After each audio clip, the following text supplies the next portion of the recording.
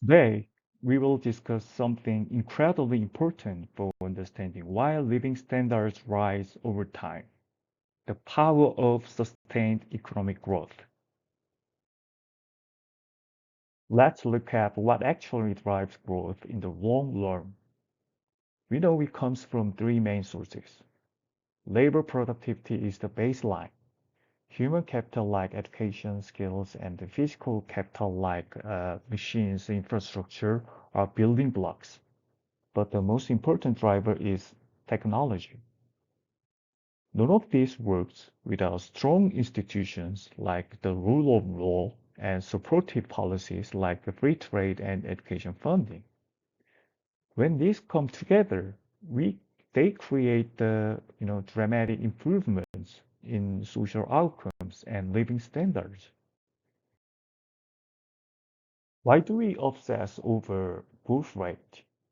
Because sustained economic growth is the single most important factor for people's standard of living. It works exactly like compound interest in a bank account.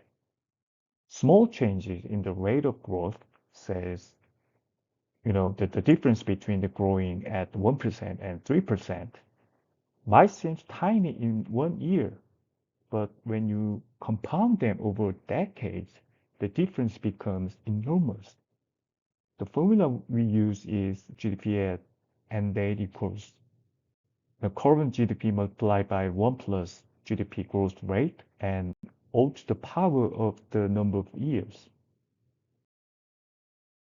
Let's look at the simple example to prove it. Imagine an economy starts with a value of 100.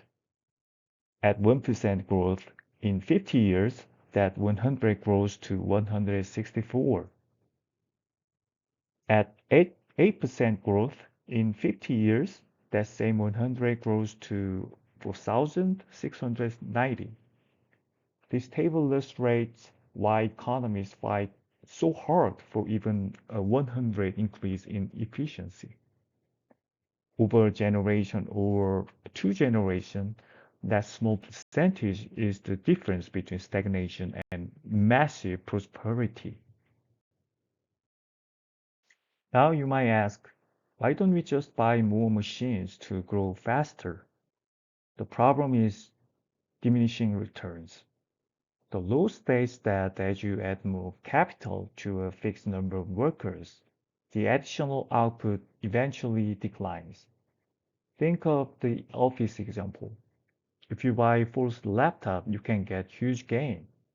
You go from handwriting to typing. If you add second laptop, you can get small gain. Maybe you use one for research and one for typing. And if you add third laptop, zero gain. You only have two hands. You cannot grow an economy forever just by stacking up equipment. You eventually hit a wall. So how do we break through that wall? Technology. Technology shifts the entire production function upward. Unlike physical machines, better ideas and methods do not suffer from diminishing returns in the same way. With better technology, workers become more productive and machines become more efficient. This allows us to get more output even if we are using the same inputs. Let's visualize this using a graph. Look at the red arrow. The economy goes from R to W. This is pure capital deepening. If, if we just add machines without new technology, our growth flattens out due to diminishing returns.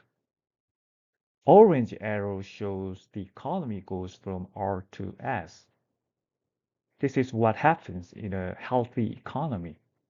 We add capital and improve technology from technology 1 to technology 2. The economy moves to a higher curve. Green arrows show a big transformation of the economy, like orange arrow from S to T.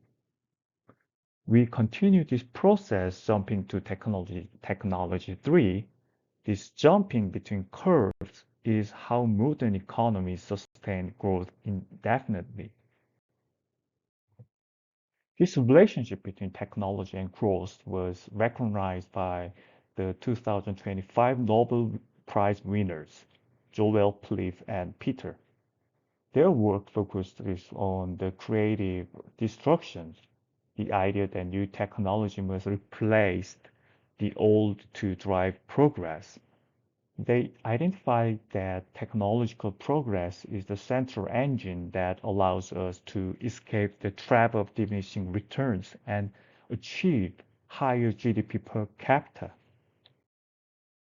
Finally, we look at global equality. Convergence is the pattern where poor countries grow faster than rich countries, eventually catching up. Look at the data from 1990 to 2019. High-income countries grew slowly, around 1.7% to 2.7%. Low or middle-income countries grew faster, around 4% to 4.7%. This suggests that the convergence is happening as poorer nations adopt the technologies already invented by richer countries. However, convergence is a slow process. Why? Because of the base effect, high-income countries have a massive head start. For example, rich countries start at $40,000. Even at the slow 2% growth, it gains over $32,000 in 30 years. Poor countries start at $4,000. Even at rapid 7% growth, it ends up at roughly $30,000. After 30 years, the gap has shrunk in relative terms, but the poor country is still poorer than the rich countries was at the start. Catching up takes generations. Thank you for watching.